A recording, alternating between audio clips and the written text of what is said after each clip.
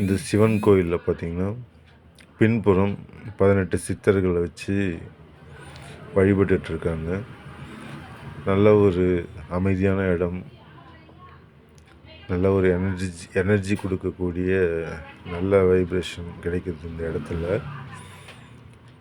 நேரம் கிடைக்கிறப்பெல்லாம் பார்த்திங்கன்னா இந்த மாதிரி இடத்துல போயிட்டு அமர்ந்து தியானம் பண்ணலாம். அப்படி இல்லைன்னா சும்மா கூட உட்காந்து முயற்சி பண்ணி பார்க்கலாம் ஒரு நிலைப்படுத்துறதுக்கு.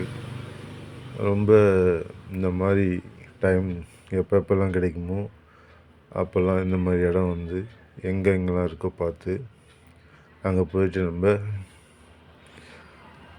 தனிமையில் இருக்கும்போது நல்ல ஒரு நிலை கிடைக்கும், நல்ல ஒரு இறை ஆற்றல் நம்மளை வந்து அடையும். முயற்சி பண்ணுங்கள், கண்டிப்பாக ஒரு நாள் நம்மளும் அந்த இலக்கை அடைவோம். நன்றி, வணக்கம்.